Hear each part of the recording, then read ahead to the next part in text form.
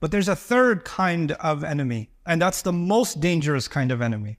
So there's an Abu Lahab kind of enemy, there's an Abu Jahl kind of enemy, and these are ideological enemies, but the third kind of enemy is the most dangerous one.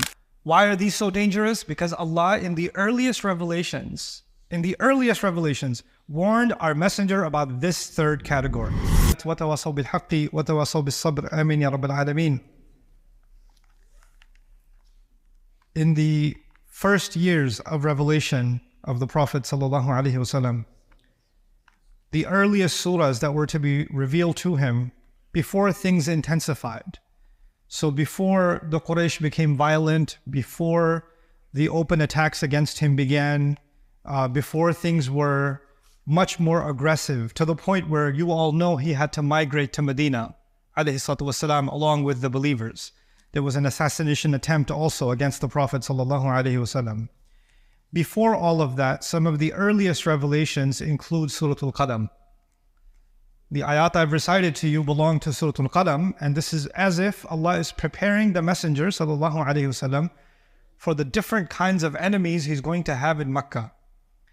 And we have to first understand the difference between the enemy in Makkah and the enemy in Medina, even though they're Quraysh. The enemy in Medina is also going to be Quraysh on the battlefield, and the enemy in Makkah is also the Quraysh. But there's a difference between the enemy on the battlefield and the ideological enemy. The Quraysh in Makkah are the ideological enemy, first and foremost. They are trying to fight the message of Islam, the mission of the Prophet ﷺ.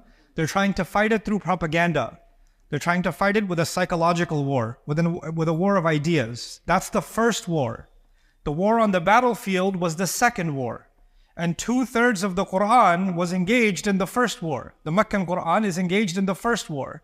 And even before that war intensifies, that ideological war that was happening in Mecca intensifies, Rasulullah sallallahu alaihi wasallam was being given preparation of the kinds of attacks that are going to come. And there are two kinds of attacks in Surah Al-Qadam. And in the very next surah, in Surah Al-Haqqa, there are the rest of the attacks. So at least today, in today's khutbah, briefly I want you to know the difference between these two kinds of attacks. One kind of attack doesn't look like an attack. It actually looks like someone feels bad for you. Someone feels sorry for you. So when you've heard that the Prophet ﷺ was accused, or people said about him that he's insane, when someone is insane or they're possessed, the word majnoon means both things. Junna aqluhu aw alayhi jinn. It means that their mind doesn't work anymore, their mind is overshadowed, they've got some kind of bipolar disorder, some kind of schizophrenia, some kind of psychological issue. That's one meaning of majnoon. The other meaning in the ancient world of majnoon is there's a demon, there's a jinn that possessed this person, right? Both of those meanings they had in the ancient times. But when they say that about him, they're not saying he has bad intentions. It's not his fault. Poor man just lost his mind. Ma'adallah. That's how they're speaking about Rasulullah sallallahu alaihi wasallam. So they're dismissing Islam, but they're not actually attacking the character of the Prophet alayhi salatu wasalam. They're just saying he's sick. He's not well, so we should feel bad for him. So this is an attack, but it's not an attack on his character. It's just a way of dismantling or dismissing what he's going to say without actually directly attacking his character. And the opposite of that, you will find in Surah Al-Haqqa. Here, even from the beginning and at the end, Allah will tell us, مَا أَنْتَ بِنِعْمَةِ رَبِّكَ بِمَجْنُونَ, or لَيُزْلِقُونَكَ بِأَبْصَارِهِمْ لَمَّا سَمِعُوا الذِّكْرَ وَيَقُولُونَ إِنَّهُ لَمَجْنُونَ. Right? So this is the accusation in Surah Al-Qalam. When you get to Surah Al-Haqqa, you're going to find they're going to call him a poet. They're going to call him a mind reader. They're going to call him all these other... And a poet is someone who's not insane. They planned. They thought about what they're going to write. They're creative. They're creating something to influence the masses. So now they're accusing the character of the Prophet sallallahu alaihi wasallam. So there's a more direct attack and there's a more indirect attack. And actually, the direct attack is easier to deal with. At least you know your enemy. They're right in front of you. They're calling you a liar. They're calling you this, that, or the other. But the indirect attack is not meant for you. If they're calling the Rasul of Allah sallallahu alaihi wasallam insane, that's not for the messenger to hear. They're trying to tell the people around him that he's insane so they don't take him seriously. Because if they come to the people close to the Prophet ﷺ and say, oh no, he's a liar, he's a poet, he's a mind reader, he has another agenda, they're going to say, we know him our whole life. He's an honest person. You're the liar. So it's not going to fly. So they have to come up with a tactic that's going to work to isolate the Prophet ﷺ. And this was the isolation tactic that they came up with. Let's spread that a jinn has took over him. But of course, those words, that accusation, if you actually take the time to listen to what the Prophet has to say, ﷺ, if you actually take even a minute to contemplate what the Quran is saying, immediately you will know this is not the word of a jinn. In fact, it's so powerful, even the jinn know it's not a word of a jinn. Even the jinn hear that they hear, Inna sami'na Qur'anan ajaba. So it's that accusation is going to fall apart. But before they go to the open attack, there's a second level of secret attack, internal attack. And that's what this surah is exposing. The second attack is, you may have heard of enemies of Islam like Abu Lahab, right? They hated the Prophet ﷺ, even though he's their family. They celebrated when his child died, right? They would curse, they would be vile and ugly in their attacks against him. Another kind of enemy was Abu Jahl. But Abu Jahl is he's very different than Abu Lahab. He's very different. Abu Jahl doesn't use filthy language. In fact, Abu Jahl says we should oppose Islam because that's the best thing for our country, in that time our tribe. National interest. He's a patriot. He's a true patriot. He just wants what's best for the tribe, and he thinks this new religion and this new message is a danger to the status quo, and what we have is already the best. We don't need any improvements, so we have to oppose this for national interests.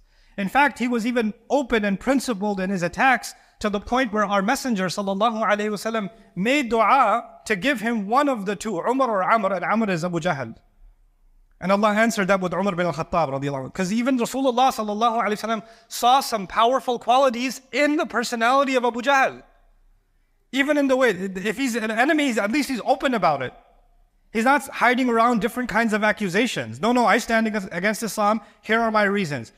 We're not talking about whether his reasons are right or wrong, but at least he's honest with himself. And he's honest. What he has inside is what he's saying outside. Open about his kufr. There's an integrity in that enemy too.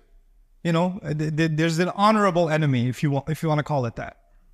But then there's another category of enemy. By the way, just speaking of Abu Jahl, even Allah subhanahu wa ta'ala mentions in the Quran, in the earliest revelation again, in Surah Al-Alaq, Allah mentions, أَرَأَيْتَ إِنْ كَانَ عَلَى الْهُدَى أَوْ أَمَرَ بِالتَّقْوَى. Have you thought about if that person, وَالْإِشَارَةُ إِلَى أَبِي جَهْلٍ كَمَا ذَكَرَهُ الْمُفَسِّرُونَ. So Abu Jahl, Allah says about him, did you notice if he was committed to guidance and if that person commanded to taqwa? Meaning even Allah sees the potential in Abu Jahl. Even Allah sees that, subhanahu wa ta'ala. So clearly the messenger saw it too. But there's a third kind of enemy, and that's the most dangerous kind of enemy.